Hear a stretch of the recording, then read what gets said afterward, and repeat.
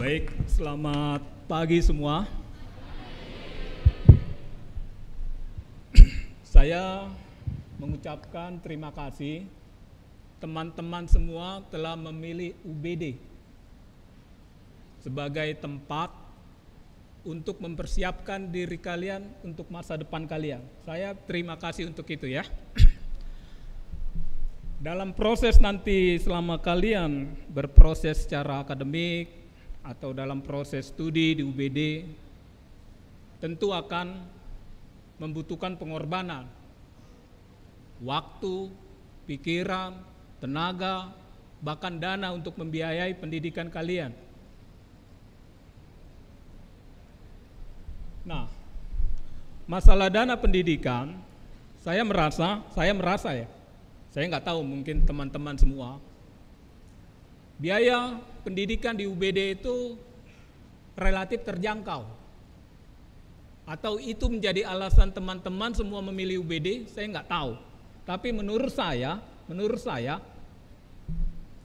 pendidikan di UBD itu relatif terjangkau, relatif murah, tapi bukan murahan. Nah, untuk itu saya sih berharap teman-teman itu tidak ada yang berhenti kuliah karena tidak dapat membiayai biaya pendidikan kalian.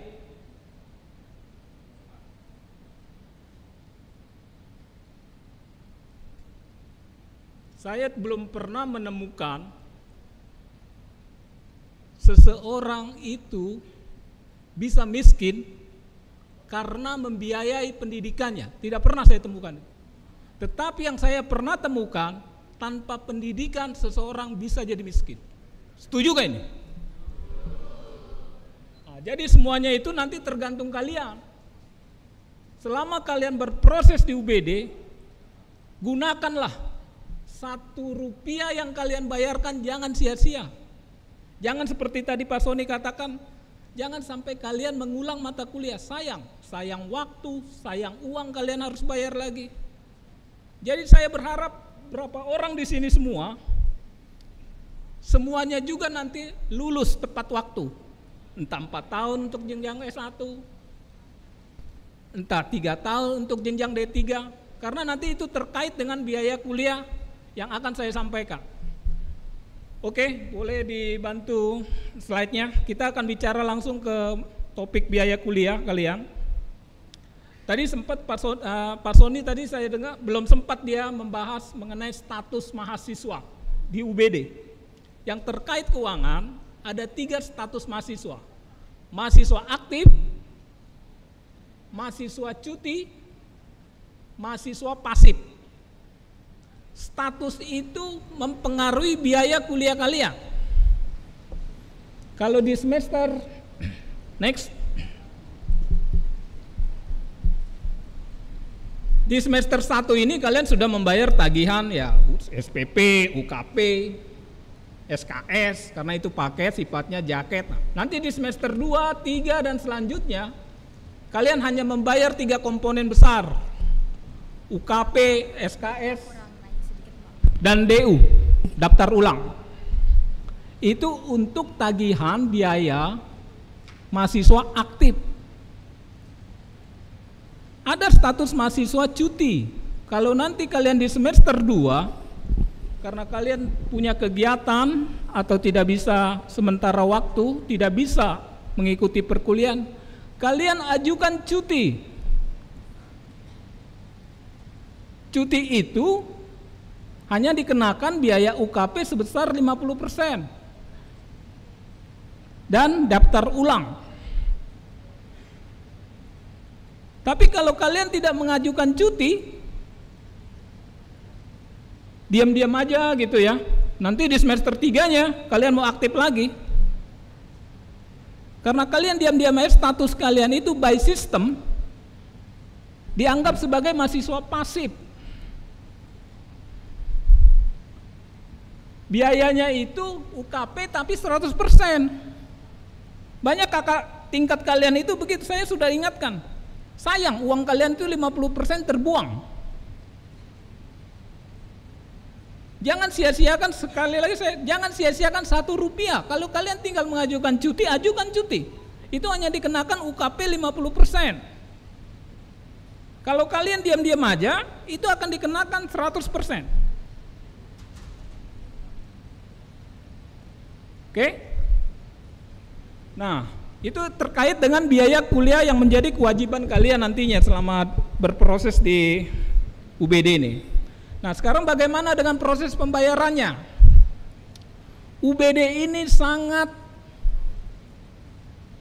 memberikan keleluasaan kepada teman-teman semua untuk membayar biaya kuliah selama 1 semester itu. Tetapi dengan catatan seperti tadi sempat disinggung Pak Sony, syarat mengikuti UTS dia harus melakukan pembayaran 50% minimal. Selain tadi syarat akademik atau syarat kehadiran. Jadi salah satu syarat untuk mengikuti UTS dari sisi keuangan, kalian harus membayar minimal 50% 1 minggu sebelum teman-teman mengikuti UTS. Makanya tapi kapan bayarnya? Itu kita serahkan kepada kalian. Kalian mengelola itu kapan pola pembayaran kalian? Patokannya hanya 1 minggu sebelum UTS harus membayar biaya kuliah sebesar minimal 50%. Sehingga kalian bisa mencetak kartu ujian by system untuk mengikuti ujian.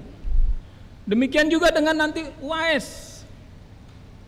UAS itu juga kalian harus membayar seluruh kewajiban uang kuliah kalian selama 1 semester itu 1 minggu sebelum kalian mengikuti UAS. Dan pembayarannya melalui virtual account. Kalau sekarang teman-teman hanya memiliki NIM sementara, itu belum kita generate menjadi VA. Jadi kalian kalau membayar masih melalui nomor VA yang diberikan pada saat kalian mendaftar. Gunakanlah itu. Nanti ketika sudah di-generate menjadi NIM tetap, baru kita akan aktifkan NIM tetap kalian menjadi nomor virtual account kalian.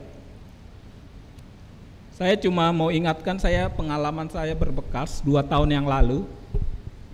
Jangan kalian contoh ini ya. Kakak tingkat kalian 2 tahun yang lalu ya, 2 tahun yang lalu. Dia memberikan struk bukti pembayaran, katakanlah dari salah satu bank gitu ya. Di situ ternyata sukses, berhasil. Dia ngotot, Pak, saya sudah bayar. Dia enggak tahu kita itu meng-cross checknya ke rekening. Di rekening itu enggak ada pembayaran itu.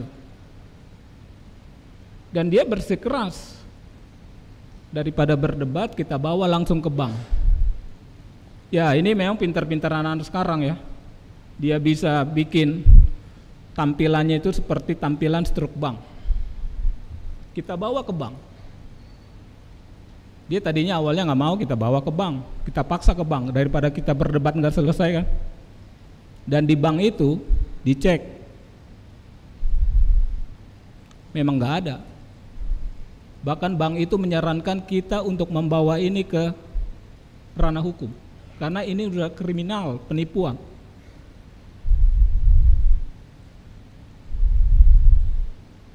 Jadi jangan kalian contoh kakak tingkat kalian yang seperti itu ya. Jadi kalau memang pembayarannya memang kalian udah bayar ya, itu pasti akan kita input by system. Nanti kalian bisa lihat di SIA-nya itu, apakah pembayaran kalian sudah terinput oleh kami di BAK atau belum. Kalau belum nanti kalian informasikan aja, nanti bisa kita cross check. Oke, jadi itu mengenai pembayaran. Next. Nah, tadi saya bilang kan UTS, UAS itu syaratnya dari keuangan sudah melunasi kewajiban uang kuliah. kalau kalian sudah melunasi kewajiban kuliah, ketika kalian nanti mengisi KRS setelah UAS, kalian nggak ada masalah. Sesuai dengan jadwal kalian yang akan ditentukan oleh BAA, kalian akan tinggal isi KRS. Jadi nggak akan masalah, nggak terhambat. Dari sisi keuangan, syarat itu sudah terpenuhi, akan terbuka dengan sendirinya sistem itu. Sesuai dengan jadwal yang telah ditentukan oleh akademik. Next. Ini yang mungkin perlu teman-teman perhatikan terkait dengan ketentuan biaya kuliah. Untuk jenjang S1, biaya kuliah itu tetap selama 4 tahun. Kenapa 4 tahun? Karena diharapkan mahasiswa itu akan selesai 4 tahun. Jadi selama 4 tahun sampai dengan tahun akademik 2028-2027, kalian itu hanya dikenakan sama seperti yang biaya 2024. Tetapi Pak, gimana Pak? Seandainya saya belum selesai, masuk tahun kelima.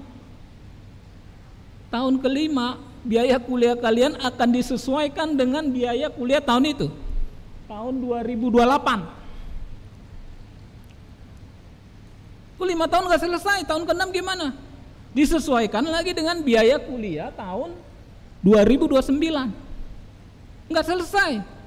Masuk tahun ke-7. Tahun ke-7 itu untuk jenjang S1 adalah tahun terakhir, karena masa studi kalian itu hanya diberikan untuk jenjang S1 14 semester, 7 tahun. Demikian juga dengan D3. D3 hanya 3 tahun. Biaya kuliah itu tidak akan berubah selama 3 tahun.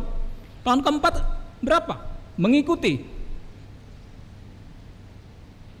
Jadi saya harap dari yang saya paparkan itu, kalian itu harus tahu berapa besaran biaya kuliah. Jadi jangan kalian anggap nanti biaya kuliah itu akan tetap, itu akan menjadi pemacu kalian untuk menyelesaikannya tepat waktu. Jangan kalian bebankan orang tua kalian sehingga biaya kuliahnya naik. Berapa Pak bayarnya biaya kuliah tahun itu? Oh, kita nggak tahu. Kita akan hitung nanti sesuai dengan tingkat inflasi. Kalau itu kita akan hitung. Jadi saya harap kalian tepat waktu, 4 tahun untuk S1, 3 tahun untuk D3. Nah, dari apa yang saya paparkan tadi, saya simpulkan. Jadi kalian harus sekali lagi tahu berapa besaran biaya kuliah dan pola pembayarannya, sehingga tidak mengganggu proses studi kalian selama di UBD ini.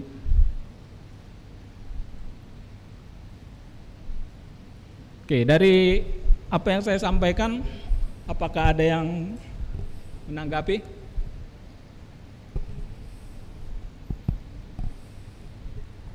Ayo guys, ada yang mau nanya nggak nih tentang sesi tutor BAK-nya? Kalau mau nanya bisa angkat tangannya. Ada yang mau nanya tentang sesi tutor BAK? Nanti kalau ada informasi yang kalian butuhkan, kalian bisa ke gedung Pipasi ini lantai 1, G103, atau melalui chat WA. Ya, ada?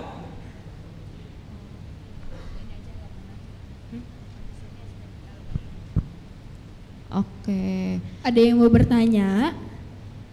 Baik. Oke.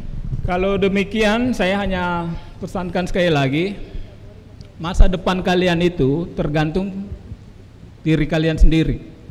Kalian harus bertanggung jawab atas apa yang kalian lakukan, termasuk hal-hal kecil terkait dengan pembayaran uang kuliah ya tepat waktu.